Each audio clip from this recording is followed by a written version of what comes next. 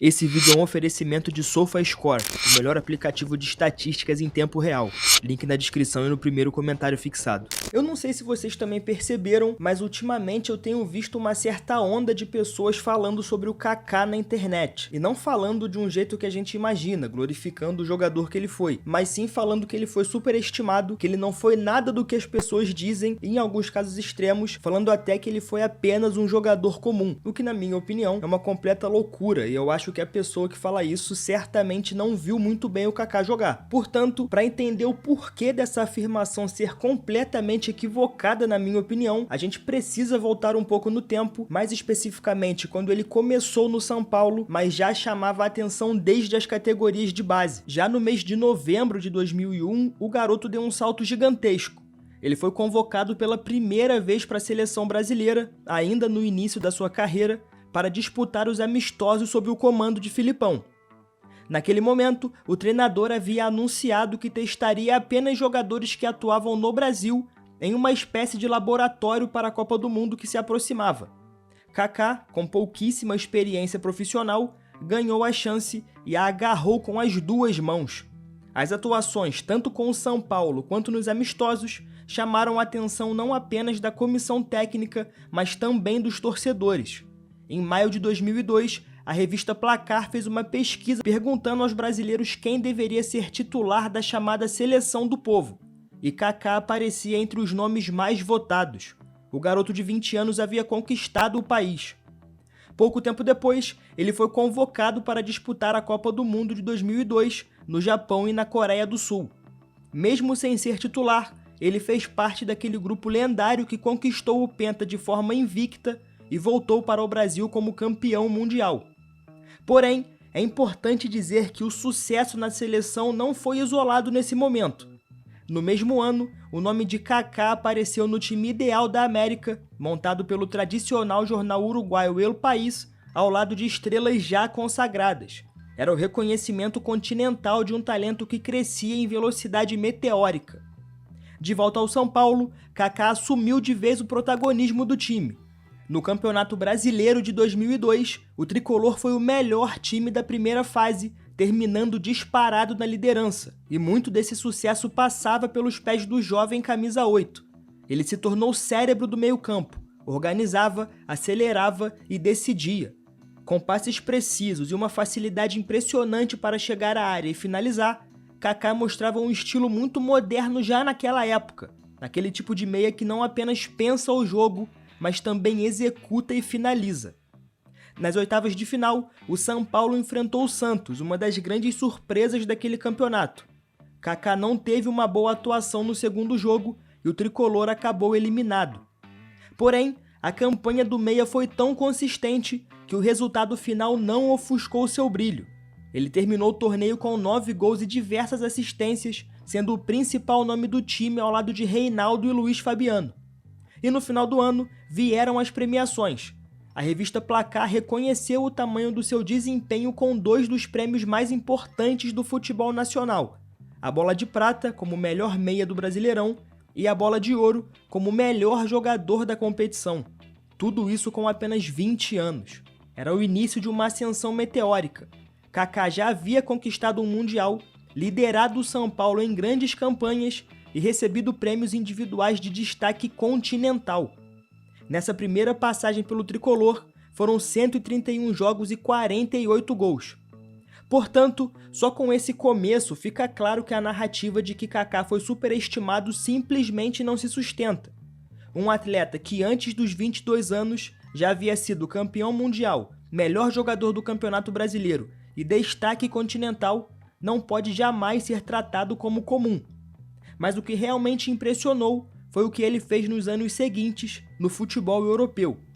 Depois de brilhar intensamente no São Paulo e conquistar a Copa do Mundo com a seleção brasileira, Kaká embarcou rumo à Europa em 2003 para defender o Milan, uma das camisas mais pesadas do futebol mundial.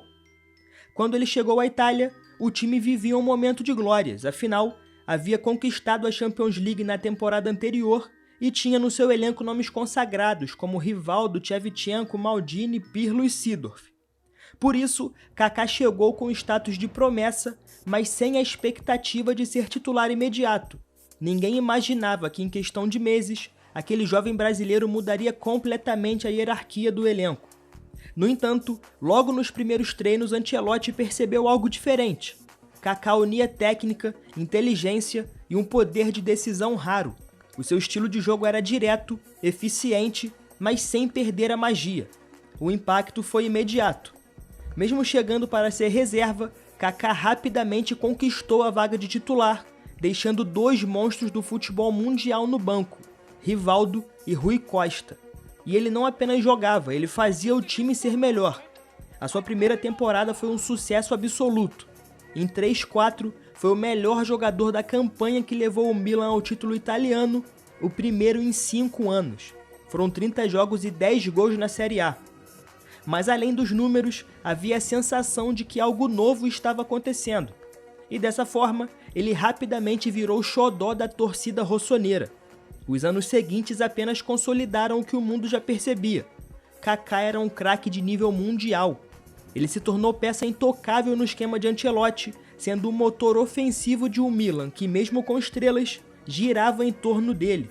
Era ele quem ditava o ritmo, quem definia as jogadas e quem aparecia nas horas decisivas. Em 2004, 2006 e 2007, Kaká foi eleito o melhor estrangeiro do futebol italiano, dominando uma liga que na época era considerada a mais tática e difícil do mundo.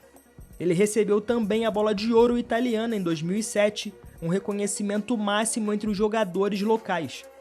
E o auge de tudo aquilo viria nesse mesmo ano, 2007, quando o futebol se curvou diante do seu talento. Na Champions League dessa temporada, 6-7, o brasileiro foi simplesmente imparável. A cada jogo, parecia estar jogando em outro nível. A sua capacidade de decisão era absurda. Nas oitavas contra o Celtic, nas quartas contra o Bayern e principalmente na semifinal contra o Manchester United, Kaká destruiu defesas inteiras. Aquele gol no Old Trafford, quando passou por Heinz e Evra como se fossem crianças, antes de tocar no canto de Van der Sar, é um dos momentos mais emblemáticos de um brasileiro na história da Champions League. Ao fim da competição, Kaká havia marcado 10 gols e dado 3 assistências, foi o artilheiro e melhor jogador do torneio e conduziu o Milan ao título europeu. Poucos meses depois, completou o ciclo com o Mundial de Clubes, vencendo o Boca Juniors e sendo eleito o melhor jogador da competição. No total, naquela temporada mágica foram 48 jogos, 18 gols e 11 assistências. 2007 também foi o ano em que o mundo reconheceu oficialmente o que todos já sabiam. Kaká foi eleito o melhor jogador do planeta, conquistando o prêmio da France Football, a Bola de Ouro, e o da FIFA, superando Cristiano Ronaldo e Lionel Messi, os dois jogadores que dominariam o futebol mundial na década seguinte. Só que esse momento não foi isolado em 2007. Entre 2005 e 2009, Kaká foi presença constante nas listas dos melhores do mundo. Ele foi o melhor meia da UEFA em 2005, o melhor atacante da UEFA em 2007, o melhor jogador do ano da UEFA em 2007, seleção da UEFA em 2006, 2007 e 2009, time ideal da FIFA por 4 anos seguidos, 2006 a 2009, e time ideal da Europa do L'Équipe em 2005 e 2007. Os números no Milan são incontestáveis. Em 307 jogos, foram 104 gols e 81 assistências. Ele deixou o clube como ídolo absoluto, o maior brasileiro da história e um dos maiores jogadores que já vestiram a camisa. E enquanto isso, com a seleção brasileira, ele também deixou a sua marca. Ele foi campeão de 2 Copas das Confederações, 2005 e 2009, sendo eleito o melhor jogador dessa última. E mesmo na Copa de 2010, já enfrentando problemas físicos, conseguiu entregar 3 assistências e participar ativamente da campanha do Brasil no Mundial. Portanto, na minha opinião, quem diz que Kaká foi superestimado com todo respeito, não entendeu o jogador que ele foi. É muito fácil, com o distanciamento do tempo, olhar para trás e tentar reescrever a história, mas os fatos não mentem e a carreira de Kaká fala por si.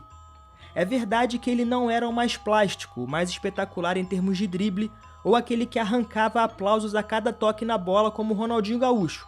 Ele era eficiente, um meia que pensava e executava em velocidade absurda, que conduzia a bola como poucos e que tinha um senso de decisão quase clínico.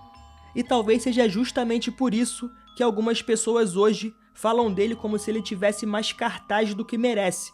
Afinal, em uma era dominada por vídeos curtos, highlights e jogadas de efeito, o estilo direto de Kaká pode parecer simples demais para quem assiste o jogo pelo TikTok. E nada contra se você faz isso, mas dentro de campo, ele era o jogador que todo treinador sonhava em ter. Disciplinado, técnico, decisivo e muito confiável. Kaká foi grande, muito grande. Talvez não tenha sido o mais brilhante visualmente, mas foi eficiente, completo e um dos que mais entregou em sua geração. E é por isso que se alguém hoje tenta diminuir o que ele fez, talvez seja por não ter visto, ou por assistir apenas lances em redes sociais. Porque quem viu o Kaká sabe que está falando de um dos maiores que o futebol brasileiro produziu nesse século, não é exagero. De novo, ele não está no patamar do Ronaldo, Neymar e Ronaldinho, mas também não dá para dizer que foi um jogador comum. Ele foi craque. Mas enfim, o que você pensa sobre isso? Acha que o melhor do mundo em 2007 realmente é tratado com certo exagero, ou ele foi de fato um baita jogador? Deixa aí nos comentários que eu quero saber o que você pensa sobre esse assunto. Além disso, não esquece de deixar o like e se inscrever no canal.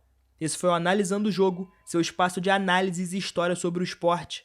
Até a próxima!